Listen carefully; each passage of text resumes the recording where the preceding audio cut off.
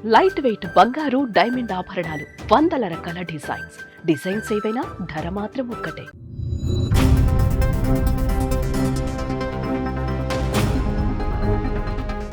Medchal Kandlakoya CMR IT college ladies hostel బాత్రూంలో వీడియోలు తీశారని hostel ముందు స్టూడెంట్స్ యూనియన్ లీడర్స్ ధర్నాకు దిగారు. పరిస్థితి ఉద్రిక్తంగా మారడంతో పోలీసులు దర్యాప్తును ముమ్మరం చేశారు. హాస్టల్లోని పనిచేసే వారే వీడియోలు తీసి ఉంటారని విద్యార్థులు చెప్తుండడం, బాత్రూంలోని వెంటిలేటర్ అద్దాలపై ఫింగర్ ప్రింట్స్ గుర్తులు కనిపించడంతో ఖచ్చితంగా ఏదో తప్పు జరిగిందనే అనుమానం వ్యక్తమవుతుంది. ఈ ఫింగర్ ప్రింట్స్ ఎవరివి అనే ప్రశ్న.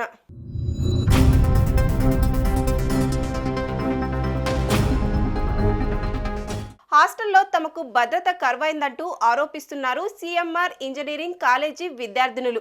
విద్యార్థుల ఆందోళనకు దిగడంతో క్యాంపస్ దగ్గర పోలీసులు గట్టి బందోబస్తు ఏర్పాటు చేశారు. విద్యార్థుల నుంచి ఫిర్యాదు తీసుకున్న పోలీసులు 7గురిని అదుపులోకి తీసుకొని విచారిస్తున్నారు. వారి నుంచి 12 సెల్ ఫోన్లు స్వాధీనం చేసుకున్నారు. రేపటి వరకు చర్యలు తీసుకోకపోతే ఆందోళన ఉద్రిక్తం చేస్తామని విద్యార్థి సంఘాలు హెచ్చరిక జారీ చేశాయి.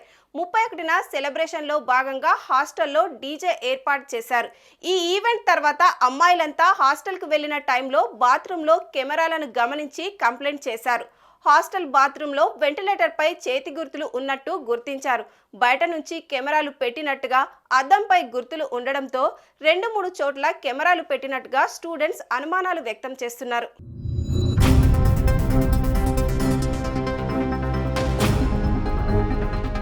హాస్టల్ గదిలోని ఒక బాత్రూమ్ వద్ద కిటికీలో నుంచి ఒక అగాంతకుడు తొంగి చూసినట్టు ఫిర్యాదు అందిందని ఏసీపీ శ్రీనివాస్ రెడ్డి అన్నారు. స్పాట్ కి చేరుకొని కిటికీపై ఉన్న ఫింగర్ ప్రింట్స్ క్లూస్ సేకరించామని ఏసీపీ వెల్లడించారు. అంతేకాకుండా మెస్లో పనిచేసే 5 మందిపై విద్యార్థినులు అనుమానం వ్యక్తం చేశారని, వాళ్లను అదుపులోకి తీసుకున్నామని అన్నారు. వాళ్ళ మొబైల్ ఫోన్స్ స్వాధీనం చేసుకొని వీడియోస్ చెక్ చేస్తున్నామని, రికార్డ్ చేసి ఉంటే చర్యలు తీసుకుంటామని ఆయన తెలిపారు. మొత్తం 11 ఫోన్లు స్వాధీనం చేసుకున్నామని ఏసీపీ శ్రీనివాస్ రెడ్డి వెల్లడించారు.